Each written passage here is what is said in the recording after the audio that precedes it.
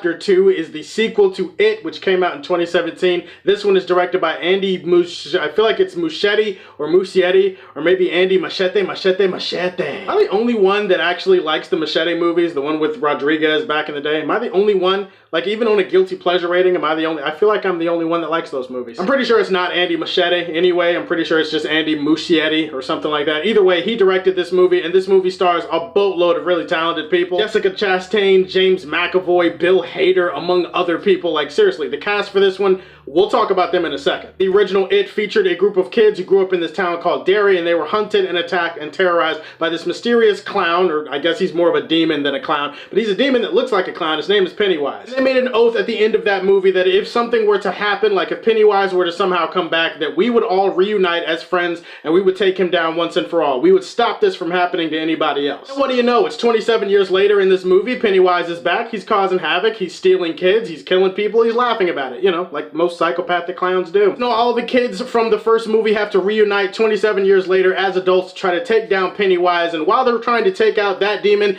they also have to kind of wrestle with some demons of their own, and that's basically the synopsis of the movie. Let's get this out of the way. Like, whoever cast these people to do this job in this movie for these characters, I mean, you're a casting god. The actors in this movie perfectly embody the characters that they're supposed to be playing. Not only do they deliver good performances with that, they just seem so similar to those kids. I mean, you look at them, they're pretty much the same as those kids. It's just they're older now, they're more mature, I guess, but it's the same personalities, the same characters. The fact that they were able to pull that off so seamlessly in this movie, the fact that they got the casting so right in this movie, I mean, you can't help but praise it. Everybody crushes it. Everybody is perfect as the character they're supposed to be playing. I think that Amy Adams probably could have done just as good a job as Jessica Chastain as the older grown-up version of Beverly, but you know, it's splitting hairs. This movie is definitely more grounded in emotion than anything else. I feel like I have to prepare you guys for that going into this movie. If you're going into this movie and you're expecting to be scared and you're expecting Pennywise to do a whole bunch of shit, I mean, not really. I mean, don't worry. Pennywise is in the movie and he occasionally shows up and he looks creepy and he does some creepy shit and he'll freak you out occasionally, I guess. Every so often, things will be chill and you're going on this character journey with somebody, and then Pennywise will show up in the movie and he'll do his usual thing. Oh, boys and girls, I can't wait for us to float today. It's not exactly what he does in the movie, but you get the point. Pennywise is going to be Pennywise. Bill Skarsgård, for the record, still does a pretty good job as Pennywise. This is much more of an emotional journey, a character study for all of the characters that were in the It movie. These kids that are now grown up now, you get to see them come back home, and a lot of their backstory and a lot of their childhood trauma that has affected them as adults, it's being explored in this movie. There is one underlying theme of the movie. It's that a lot of the childhood trauma that you suffer, it can affect you as an adult, and this movie explores that through flashbacks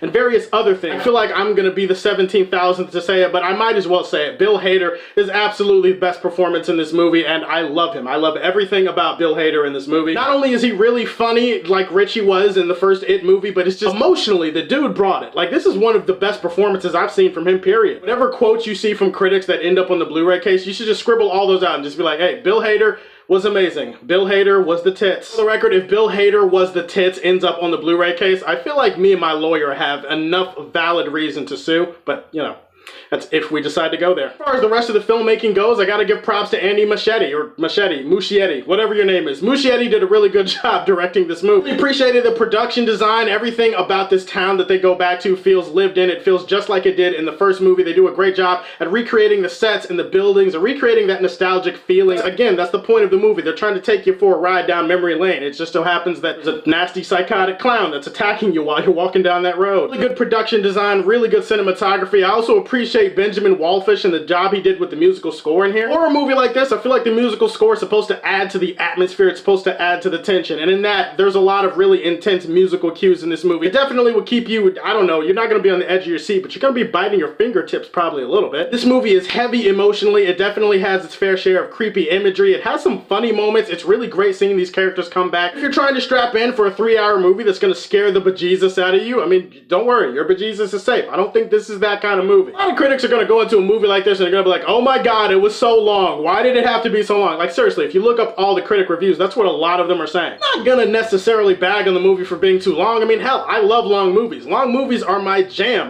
Those are some of my favorite type of movies. It's not really about how long a movie is, it's about how long it feels. It's about the execution of what the movie's trying to pull off. If it pulls it off in a way that makes a 3-hour movie feel like it's less or feel like it flows fine, I mean, I'm good with that. You're not going to find me complaining about the length of the movie. What I will complain about the movie is the execution of some of the scary stuff that it was going for. The scares in this movie feel very typical. They feel very safe. In fact, the setup for a lot of the scary scenes in this movie is so damn predictable and poorly executed in this film. Like, there's going to be scenes where you're going to see somebody and then you're going to be like, yep, Pennywise's ugly ass face is going to show up in 3, 2, 1. In terms of creating that tension, that suspense, that fear, it's not really there for a lot of the scary scenes in this movie. There are some character choices and some directions that they take some characters in this movie that I wasn't necessarily a fan of. It did start to bog the movie down a little bit in the second act. It's one of those films where you're definitely going to feel how long this movie actually is, like, during the second act. Like, during the second act, I mean, you're not necessarily bored, but you'll be sitting there kind of like, you know what? I actually feel like I do have time to go get that nacho. Yeah, I'm gonna go get that nacho.